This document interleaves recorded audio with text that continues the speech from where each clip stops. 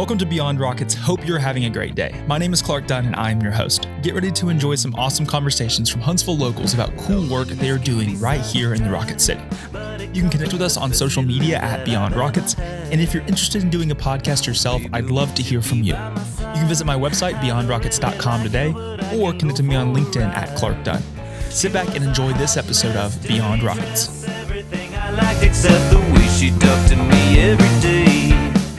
This episode is sponsored by Yellowhammer Brewing. Yellowhammer is a local craft brewery serving Huntsville for the past 14 years. They are known for their premium craft beers like their T-Minus and Rebellion, but what you might not know is they also offer spirits, wine, seltzers, and non-alcoholic drinks. Next time you stop by their location, try one of their seasonal cocktails made with the Gemini Bourbon or the Yellowhammer Vodka, or try this year's big hit Pineapple Punch Seltzer. You can find out more information about Yellowhammer Brewery by visiting their website, yellowhammerbrewery.com, or visiting their tap room located at Campus 805. Well, welcome to the podcast. Thank you. I'm so thrilled. I'm loving this setup. It's official. I'm looking forward to having our conversation today. To get started, would you like to introduce yourself? Sure. My name is Payton Walker, and I am the host of Tennessee Valley Living. It's our lifestyle show that airs on the NBC affiliate in town. So love meeting people all across the valley and just bringing their great stories to the airways. It's fun. And so we met each other in the midst of COVID. Yeah. I was on Tennessee Valley Living, but it was all virtual. Yeah. It's completely changed now. Before we kind of talk a little bit about that, talk a little bit about your background. You're originally from the Charlotte area, I think I saw. Yeah. Talk a little bit about getting introduced into the media realm and kind of when that first exposure happened and your journey to get here. Yeah, it's a sweet story, and I always love when people ask because I get to shout out my high school and where I grew up. But yeah, you mentioned I'm from Charlotte, grew up there, and I was blessed. I went to the same school, 1st through 12th grade. Shout out Charlotte Christian. But I was there, and it was interesting. I was really blessed in high school. We had a broadcasting team, and it was kind of high school news, but also like SNL. It's kind of like if you kind of have to see it. How big was the school you went to? So we had about 100 per grade. So 1st through 12th, about 1,000 students relatively. So my high school, 400 kids. The class itself was probably 25 students. It was an extracurricular at the time to sign up for the school news team. You had to try audition and all the things. And so, it was, school news, lunch menu, happy birthday to so-and-so. But then it was kind of skits and bits and different things. And it was like all video bits that you would do. And then and it would air on a show on Fridays in our school. Back in the day, we had, like the school TVs. Yeah. I don't know how they got it to air on our school TVs, but it did. And then I think as we got older, it would air, everybody got smart boards. So it started airing like on YouTube links and stuff. But it would come out every Friday. And so we'd work on it all throughout the week. And then every Friday, it was called Night's News with a K. And it's still on YouTube. So go check it out. That's awesome. It's so it was your first, was that your first exposure in you doing any of that? Yes. Okay. Did you grow up doing any prior, being in drama or being in stuff? I was definitely more so the theater kid realm. Okay. I'm not athletic by any means, which is unfortunate because I'm 5'11", so people are always like, "Oh, you play basketball?" Correct. I'm like, "Oh, no, I very much didn't use." No. I've seen basketball. Right. I've seen it, and I'm a big basketball fan. I went to UNC, so I'm a big Tar Heel. So I have heard of this said game, have not actually participated myself. But in full transparency, so I auditioned my 9th grade year, first year of high school, and truly just thought it was going to be fun. I mean, I knew it was this cool show, but to your point, did not have any previous media experience other than theater and things like that. But as far as media, broadcasting, TV, this was my first exposure. And auditioned at the time, really thinking it was going to be fun. I mean, I was 14. And looking back, people kind of asked me, did you have aspirations of that kind of career at the time? I mean, again, you're in 9th grade. And I think I really thought about being a doctor at that time in my life. I loved school. An outgoing doctor. Yes, very much so. Yeah. Yes. I was going to be a big extrovert doctor. Yes, very much so. Well, which is different. I mean, that was going to be like my niche, right? Like, oh, she's the fun one. Yeah. But I loved school. And so I think my parents were and they've always supported me in anything, but they kind of really supported medical route for a little while because they're like, you're a good student. You could probably go to school for 15 years and nothing. Or be a doctor. Right. It'd be great. And then help support us when we get old. Exactly. And I thought about doing international mission, all sorts of things with it. But auditioned for this team. fell in love with it. And it was the most fun experience. And it again, so blessed because not a ton of high schools, at least at that time, really had anything like it. I mean, broadcasting experience, shout out Chad Fair. He's my teacher. He's still there. But so I did it all throughout high school. And again, it was fun. And, there are clips on the internet and people would watch it on Fridays. And it was just really, really fun. And I kind of had a lot of teachers would stop me in the hallway. Granted, I went to a small school. And teachers would see me or students and they'd kind of stop me and they'd say, hey, you're pretty good on Night's News. Yeah. Have you thought about doing anything broadcasting related? And I would always be so grateful, but I would say, no, Not really. I'd be able to be a doctor, Yeah. but thanks. And that just kind of went on, just more instances like that happened. And I kind of reached this point where I thought, I was like, well, I love doing it. And people tell me I'm kind of good at it. And, they say kind of where your passion intersects with your talent, that's perhaps something to pursue. And so by the time I was graduating high school, I just knew. I was like, I think I want to do broadcast journalism. I'm going all in. And so I, again, really blessed, freshman year of college, signed up right away to declare broadcasting as a major. And it's funny, I actually started out covering sports for a while in college. Nice. Which is also hilarious because, again, I didn't have any athletic background. You've seen sports, but just right, I've seen them. I was a cheerleader. Okay. I did not know whether to call offensive or defensive cheers in high school. Like, I was that bad. And I remember telling my high school And your first friends, thing was to then do that for your correct. school. I was our football and basketball rep. Wow. Yeah. I don't know how I got that job. You quickly learned everything about sports. Very much so. I went to Barnes & Noble. I bought Football for Dummies. Love it. Yeah. I read that in my still have the college book dorm today? room. Yes, very much so. But I did read it though. I mean, I was like pick 6, got it. Okay. Got it. Had all the lingo, all the jargon. Mm-hmm. You were good to go. Oh, I was. Yeah, ESPN so hard. No, but all that to be said, yeah. So I did football and basketball kind of early on in college, covered it, and did coach interviews, player interviews, which was really fun. And Carolina, it was a great school in so many realms, but sports were fun. We won the national championship my sophomore year, so that was iconic. But kind of more, I want to say toward like junior, senior year, I was kind of thinking, I don't really think I can fake this for a career, right? I mean, I knew enough of it, but I hadn't grown up playing it. I mean, there were some girls. It's not like ESPN wasn't like the goal. It wasn't like, hey, I want to be an ESPN sports anchor. I kind of realized I was like, I could do coach interviews of like, all right, coach, like what went right in the first half, but in terms of play-by-play analysis, I was like, I don't think I can. And I also did not want to live in Bristol, Connecticut, which is where ESPN is based out of. So kind of pivoted a little bit more to news. And by the time I was graduating, a talent recruiter came to UNC.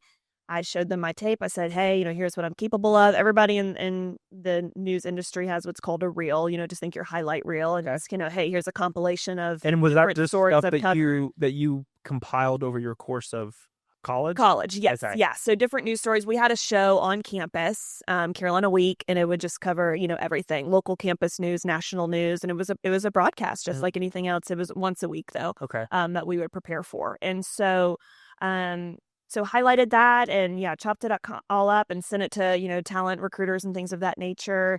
And I remember really wanting to be an anchor right out of college, which, for people who aren't familiar with this world, anchor is the person who sits at the desk, they read the news. Reporters are the ones who are kind of out in the field doing the interviews, getting the story. And I didn't really want to be running around all over town and waking up at 2 a.m. and covering snow and all kinds of crazy things. I was like, I kind of just want to be the anchor. I just want to be like in the building. And just that. Cup of coffee. Right. Yeah. Welcome to the show. I'm Payton. And I had a lot of professors saying, that's not going to happen right out of college. Everyone kind of has to pay their dues. You're going to have to start early on those early morning hours. Climb that ladder. Exactly. And I just had it in my head. I was like, they just don't know me. Yeah, they just don't know me. I'm like, somehow it's going to happen. Well, sent my tape out. I wanted to stay Southeastern. I remember that. I'm an only child and an only grandchild. So moving too far away was not ideal. And so I wanted to stay Southeastern. Huntsville, Alabama called and they said, hey, we'll make you the weekend anchor and you'll report 3 days a week. Okay. And what year was this? This was 2019. Okay, so like right out of college, Yes, you're I had just first. graduated. Yeah, Okay. this was my first big girl job. I moved Awesome. 7 hours away from Charlotte to Huntsville. Had you at the time heard of Huntsville, knew anything about Huntsville, or had visited Huntsville? No, never. I don't know anyone here, even and all throughout Alabama. None of my family was here. My mom's from Tennessee. My daddy is kind of a military brat, grew up all over, but had no Alabama connections, and never had heard of it. No, not even Huntsville. Yeah, not Interesting. Huntsville So at all. when that comes across your table, and usually like Huntsville, Alabama, what was your first like? Were you just excited to have the job offer, or were you just like, oh, Huntsville? Yeah, I was intrigued. I remember the news director at the time calling me, and he said, you know the phrase, it's not rocket science? And I said, yeah. He goes, yeah, you can't say that here because it is. He was like, everything's rocket science. But a little bit more kind of background into the news world. So we have market rankings, right? Nielsen will release market rankings that it's based on popular viewership size, size of the town, obviously. And so like 1 is New York, 2 is LA, and it just kind of goes down forth. Well, there are 200 markets, and Huntsville was 79 at the time. Okay. And my professor was like, that's pretty good. You know, an Yeah. anchor position, a top 80 market, you'll anchor on the weekends. He was like, this is a good fit. And so did a little Googling. I was like, okay, like they have a town, you know, Yeah. this is great. Had other interviews at the time, and I'll never forget, there was this one who called from like some tiny town in Mississippi. And I knew I didn't want that job. He was so sweet. I mean, and it was a sweet town, but he was like, yeah, you know, we've got a water park, you know, Yeah. and stuff that's going to be great. And I was like, yeah. Like maybe Huntsville.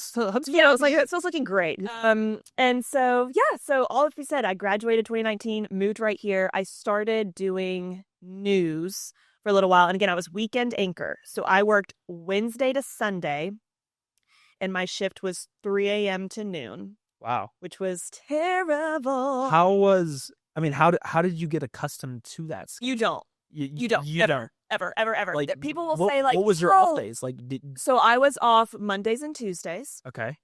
Also, mind you, again, I had moved here. I had no friend. I didn't know anyone. And if you're off on a Monday and Tuesday, You're just like, there's no way to meet anybody. Everything's closed Monday. Correct. And by Tuesday, you're like, well, I got to go to work tomorrow. Right. And even too, you know, on like my off at Monday night, it's like, Yeah. hey, does anybody want to come hang out? No, like, you know, it's Monday night.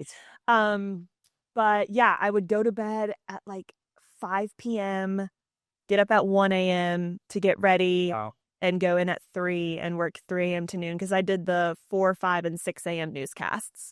And you truly don't get used to it. People, I don't know, people might have differing opinions. For me, I never got used to it. They're always say, oh, you know, the longer you do it, it won't be. You're like, this is terrible. Yeah, and it was terrible for a lot of, I mean, one, just physically sleep. But for me, I'm such a social person. And I remember for me too, it was so hard, even, I mean, not to get too into the psyche of things, but I remember just waking up at 1 a.m. and feeling like no one is awake right now. No one. Why am I be awake? Yeah. And eating cereal by yourself, you're just like, this is weird. Like, I'm in this weird time where we're just completely alone. Versus, I remember then when I switched to kind of a standard day shift and getting up at, 6. And I was thinking like, around the world, cereal is being poured and newspapers are being read and people are going for runs. Like, this is morning, and when you're not on that shift and working this weird, it was really isolated. It was a weird time, but I did it for a year and a half, kind of this pay your dues, crazy morning schedule. And about a year and a half into that, my boss called, and this is funny too. I remember she called and she said, or she texted me and said, hey, I have an idea that I want to run by you. And I'm like, okay, thinking it's just some news story she wants me to cover, what have you. And she said, let's hop on a Zoom this afternoon, because this was kind of during COVID era. So a lot of people were, having Zoom meetings, phone calls. And she said, hey, we're going to get a new show, and it's going to be lifestyle. It's going to be fun, restaurants, concerts, celebrities, things of that nature. And we want you to host it. And here I was being like, wait, what? I just thought you were going to have some random story about like, some. Oh, I got to go talk about something that's happened and whatever. Right. And she said, oh, and by the way, you'd work Monday through Friday, 8 to 5. And you're like, so I was like, sold. I don't even care what the show is. I don't care. Beautiful. Yes. I remember being more excited about the schedule than anything else. But yeah, so that was a year and a half into having lived here. So that was like 2020. Yes. I get the dates. It's so crazy. The year. Yeah. You get to be 27 and suddenly you're like, what has my life been in the years? But yeah, it was 2020.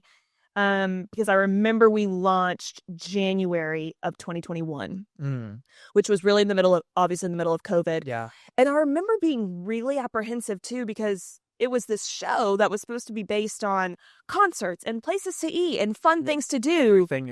And there was nothing. I was like, there's truly nothing to go on. And yeah, it was through weird. Initially, I think most, lifestyle shows, you planned in-studio guests and kitchen guests and conversations like we're having now. And all of that was virtual. And so I remember being apprehensive about how it was going to go. But at the same time, it was really sweet when it fell on the calendar. And the Lord was so present in all of it, because here was a show that I think people really needed. And I've learned that in the process. People reached out, because people were working from home. Yeah. And they wanted happier news, happier content. And they said, hey, I'm getting to watch this and I never would have otherwise. And from a business perspective, people really needed us. They were saying, hey, please tell people we're doing curbside pickup. We're open. We're open. Yes, we'll ship to you. We'll do this and that. And so, yeah, here we were kind of going in, and I was apprehensive, like, this is not going to work. What's going on? And then, yeah, like you said, the Lord just really showed. And then you were able to get really through that time where it is a little bit of an unknown uncertainty. Yeah. To now, I mean, the show is, you've had a ton of people that I've had on the podcast. You've had on many times. I think One Man's Vintage has been on a couple times. Yes, love it. We were talking about Allie with Sugar Pusher. Yes, Allie Rock. And so it's incredible just to kind of see this development. When did you feel like you had figured out this hosting this daily show? And was it after you got through COVID? Was it a year in, or when did you feel like, okay, this show has got it? Like, I got it. I know what needs to happen to this to be a successful show, and how to repeat this. I think we're constantly still learning that, and that probably sounds like a fake answer, but I am one of those people. I am always trying to make the show better, probably to the point where my coworkers are like, Payton, chill. It's fine. It's okay. Right. No. And I'm like, no. I feel like I always can ask myself, how is the show on April 16th, 2025 better than it was on April 16th, 2024? Right. Kind of year to year is kind of the gauge that I have for it. But yeah, COVID was really, really hard. Again, it was all virtual. I would say post-COVID, though, was really big. We started having in-studio guests. Yeah. Which changed the whole dynamic. The whole dynamic was different. Also, we're an hour-long program, which really sets us apart. A lot of lifestyle shows are 30 minutes, which, thinking about that now, I'm like, that's like no time. Yeah. I feel like, yeah. How do you even talk to somebody? Right. So it's a half-hour show, but ours is 1 hour. And so we kind of created this format. I remember, so we have 3 guests a day. And the way that it works, TV time, we do kind of 1 at 11:15, 1 at 11:30, 1 at 11:45, kind of those markers before commercial breaks. We kind of found, okay, that kind of works. And yeah, I just remember, really just giving it your best shot. I think so many times when you don't really know what you're getting yourself into, you just kind of have to go for it and learn along the way. That's not a nuanced idea by any means, but just something that I've personally realized and having learned is, you just kind of put it out there. And it's tough because your trial and error is very public, right? It's not just like, hey, we've got this business, but it works well. It's like, it's a live show. It's not like this. Like, if something was to happen and you wouldn't even just be like, cut. You wouldn't even have never have seen it. But you can't do that when it's, it's live. When they say action, like it's happening. Yeah. I actually like live better. Okay. Most people don't. I don't know if I would like live. Like, I feel like there are pros and cons. Well, there are some times in my life where I was like, man, I wish this could be pre-recorded. But all in all, I feel like my personality, it's funny, and a lot of people don't know this about me, but this is bad. I am such a chronic perfectionist that live is actually kind of better for me, because you don't get to overthink it. Right. If it's pre-recorded, I'm like, let's do it again. And I like, or like, no, my hair was weird. Okay, we did that again. And people are like, no, But when it's live, it's one and done. So I'm like, do you rewatch your stuff? No. Okay. No. Because like I don't re-listen to any of my podcasts. Yeah. Like, that's something I think I think everyone's creative and everyone's a creator in their own way. But when you're in this industry of sorts, like people who are in it with you, we get that. I think, sometimes people are like, wait, what do you mean? I remember one time I read an article that Lisa Kudrow never watched an episode of Friends, and I feel like before I was like, how could she not watch the show? Yeah. And then now kind of being somewhat in that world, you're like, no, I get it. Yeah. Like, you don't want it because, the critiques are real. It's like, like I'll watch through it for certain things and to capture certain moments. Yeah. But as far as like turning it on and listening to it from start to finish, I don't think I've done that in years. Yeah. And it's just like one of those things. It's not because I don't like hearing my voice. Like it is a little strange because it's like, oh my gosh, that's me. Yeah. But it's also like, I don't know. I feel like from my perspective, doing something like this, I've captured the moment and I was in the moment. And so I know everything that was talked about during it, but then really it's the value that happens before, during, and after. Yeah. And so I think like not having that skewed by watching it again or listening to it again. I don't know. It is a weird thing. So as you've grown you've created this presence for yourself here in Huntsville, and Huntsville's kind of now like, they think of you when they think of the Tennessee Valley Living. They think of watching a daily show, and it's like you've created this presence for yourself over the course of growing this since COVID. Is there a guest that stands out? Is there a guest that you're like, I can't believe I talked with, or a guest that you're like, I didn't think it was going to go in this direction, but it did? Yeah.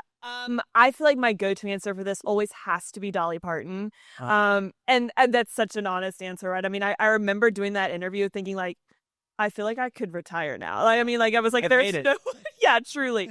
But that was such, I mean, I look back at that time and I've still just pinched myself, but it was really sweet. Kind of little backstory on that. Dollywood was getting ready to reopen. So people don't know, Dollywood's closed from like December to March. They kind of go dormant for a little while. Just theme park and outdoors in the mountains. They're like, it's cold and we don't keep up with it. So she was getting ready to reopen the park for spring. And she's often there. Dolly herself is usually there for kind of the reopening, and she'll do, a few public appearances. But I remember this, the crew up there at Dollywood reached out to us. Wow. Because they were reaching out to a couple of stations, a lot of them being in Tennessee. But they reached out to us because we had done some work with them in the past just for other Dollywood related events. And they said, hey, the park's getting ready to reopen. Dolly's going to be here. We're offering one-on-one interviews with a couple of stations, but you'd have a private conversation with her, and we'd love if you wanted to make the trip. And we were like, what has just happened? Our schedule is completely empty. Truly free. I mean, like, clear the books. I don't care what has to happen. And it was just, we were so ecstatic. And so the crew and I, we drove up, and I remember again too, I think people asked me, they're like, were you nervous?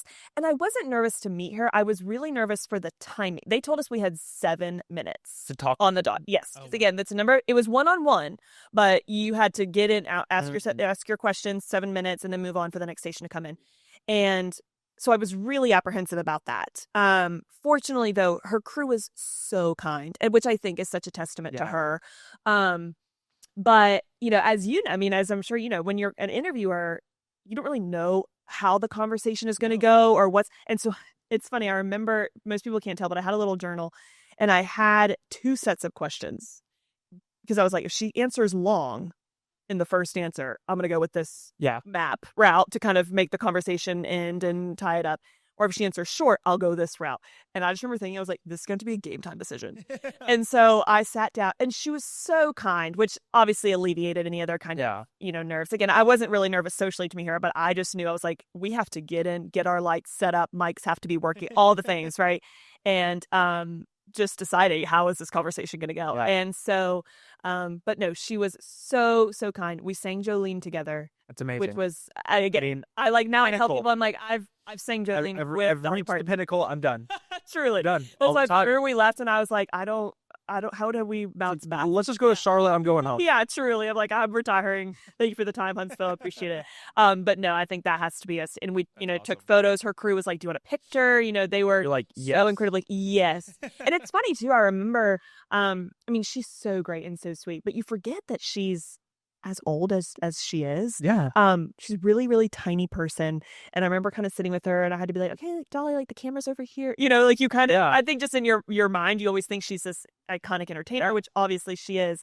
But truly just a real person. She was like, come on over here. As we sat down. So she's iconic. So does most as like with that, they reached out to you. Do a lot of the guests that you have on reach out to you, or do you kind of curate and search and reach out to guests too, or is it a little bit of both? Yeah, it's definitely a mix of both. When we were first starting, surely we were reaching out to everybody, kind of explaining who we were, and because people were, and that's always interesting too. I mean, I think TV, I'm so passionate about TV, but in a world, where other things are emerging and people are having different channels and what have you, news looks a lot different. And so you kind of have to be like, hey, this is a television show on NBC. It's live. People don't, there's so many things that you kind of have to really communicate to people. So we were obviously reaching out in the beginning.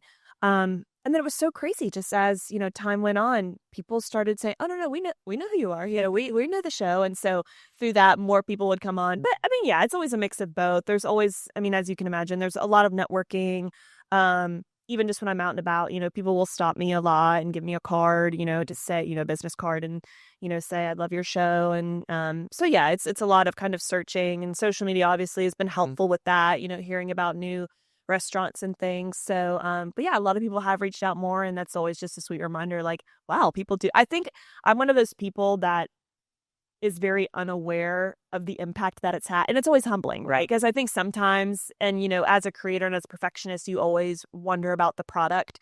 And I don't always realize when people are like, no, we watch it. I'm like, oh, people watch our show. I think that is such an interesting thing that you say, because like I'll see numbers or like views or whatever, and it's like, are those actually people? And then you randomly run into somebody that's like, hey, you have it's like, wait a second, you're actually one of those numbers. Right. Like I see the numbers and it's like, okay, that's good, but like that's actually a person that is chosen to watch it or chosen to listen to it, and in that like that dynamic, it's hard to wrap your head around. Even though like I've done this for 6 years, but it's still like such a weird thing that people would want to listen to me. Right. It's like, why? It's like, I enjoy it, but like, why would you want? Like, I think it's good, but like, and it's so. I remember also too. So it's 11 a.m. It's 11 a.m. show. Tennessee Valley Living is, and again, I just kind of had this perception of like, people are at work. Like, people don't watch this. If anyone stops me, it's typically as a senior citizen, which we love. It's so funny though. They'll always stop me and they'll just say, "Love your program," and I'm like, "Thank you so much, thank you, ma'am." But so that's super sweet. Or people will be like, "I saw you when I was at the dentist," and I'm like, "Yeah, because it was 11 a.m. and you were at the office. What have you?" But I remember the first time someone kind of. I hate to say like but kind of like a younger person. I just in my head, I'm like, no 25-year-old is watching daytime television. But I was at an airport, and this girl my age came up to me and she was like, "Are you Payton Walker?" And I said, "How do you know me?" And she was like, "My dad and I watch you every day." So I remember that moment specifically was kind of, sweet and validating. And again, always so humbled. But people will stop, which again, to your point, when you see the numbers, you forget that those are people watching, but people love it. It's a weird thing. Or they recognize it also too, again, social media has changed things so much.